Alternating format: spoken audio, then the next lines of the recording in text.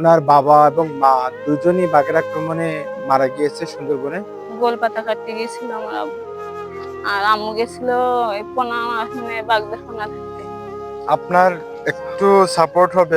সেলাই মেশিন সহ একটা ছিট কাপড়ের দোকান হয়, তাহলে আমার মনে হয় যে আমি একটা আয়ের পথ খুঁজে নিতে পারবো। বা আমরা এখন আসছি শ্যামনগর উপজেলার রমজাননগর ইউনিয়নের কালিঞ্চি গ্রামে। এখানে আমরা সাজিদা খাতুনের বাড়ি আসছি। ইনি সাজিদা খাতুন। নির্মম পরিহাস হচ্ছে ওনার বাবা এবং মা দুজনই বাঘের আক্রমণে মারা গিয়েছে সুন্দরবনে, এবং সেই একমাত্র সন্তান।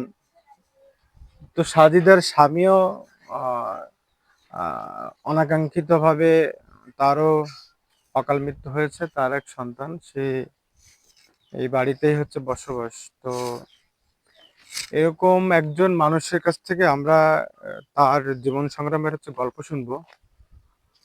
তো আপনাকে মনে পড়ে যে আপনার বাবা মা কখন কিভাবে হচ্ছে মারা গিয়েছে, বা আগে কে বাঘের আক্রমণে মারা গিয়েছে? মায়ের গর্ভে ছিলাম তখন আমার আব্বু গাঙে ওই যে গোলপাতা কাটতে গিয়ে বনে পড়েছিল। আপনার বয়স যখন 5 মাস? আমি যখন 5 মাস পেটে। 5 মাস যখন আপনি পেটে? জি। হ্যাঁ। তখন আব্বু গাঙে, তখন তো মানুষের অনেক অভাব দরিদ্র ছিল, সবাই গাঙে গাঙে গাঙের পোনা মেরে খাইতো। হুম। আব্বু বনে গিয়ে বাঘের আক্রমণ করে মারা গেল। গেলে আমি যখন 1 বছর হলি, তখন আম্মু কি করবে? তখন আম্মু অনেক অসহায় হয়ে গেল। গেলে আমার 1 বছর রেখে আম্মুও গাঙে গেল। যাওয়ার পরে আম্মুও মারা গেল। কিন্তু সেসব কাহিনী তো আমি অনেক ছোট ছিলাম, আমার মনে নাই।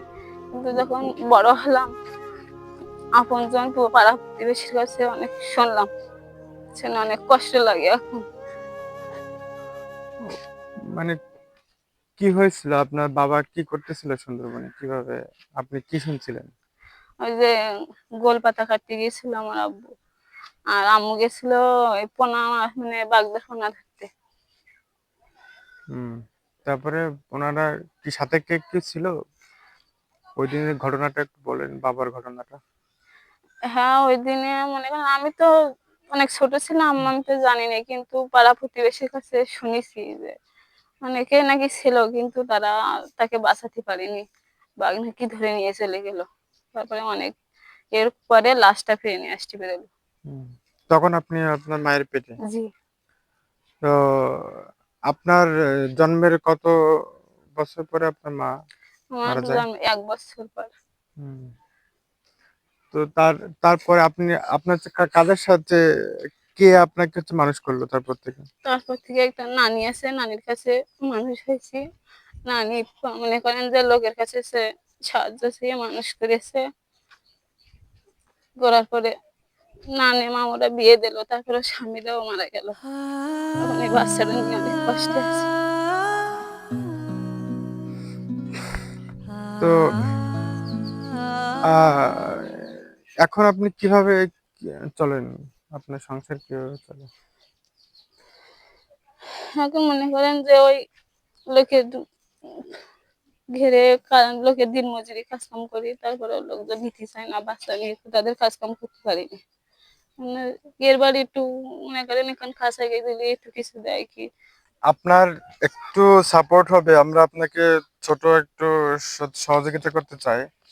আপনি এটা একটু রাখবেন, ও ওর জন্য কিছু হচ্ছে কিনে দেবেন। আর আহ, এটা দিয়ে আপনি হয়তো সংসারের জন্য কিছু করবেন, আর আমরা হচ্ছে চেষ্টা করবো আপনার পাশে দাঁড়াতে। এই টাকাটা পেয়ে আমার অনেক বড় উপকার হয়েছে। টাকাটা পেয়ে আমি 3-4 দিন অনেক ভালোভাবে আমার চলে যাবে। তো সাজিদা আপা, আপনার বাবা মায়ের যে সুন্দরবনে বাঘের আক্রমণে হচ্ছে নির্মম পরিণতি হলো, তো তারপরে আপনার যে হচ্ছে সংগ্রামী জীবন, এখন আপনার জন্য কি ব্যবস্থা করলে আপনি স্বাবলম্বী হতে পারবেন, আপনি নিজের পায়ে দাঁড়াতে পারবেন, যদি আমাদেরকে একটু বলেন। আর মনে করেন যে আপনারা যদি একটু সাহায্য সহযোগিতা করে আমার একটা আয়ের পথ দেখাই দেন, যে আমাদের শহর থেকে তো আমাদের গ্রাম অনেক নিচে, আমরা এখানে অনেক আহ, ছিট কাপড় তুলে যদি দেন তাহলে মনে করেন যে আমাদের এখানে তো ছিট কাপড়ের দোকানও নেই, কি মার্কেট অনেক দূরে, এখানে কোনো মার্কেট নেই। আর এখানে একটা কাপড় কাটাইতে গেলে আমাদের শহরের দিকে যেতে হয়। এই জন্য যদি সেলাই মেশিন সহ একটা ছিট কাপড়ের দোকান হয় তাহলে আমার মনে হয় যে আমি একটা আয়ের পথ খুঁজে নিতে পারবো, বা আমার ছেলেটার ভবিষ্যৎও আমি গড়তে পারবো।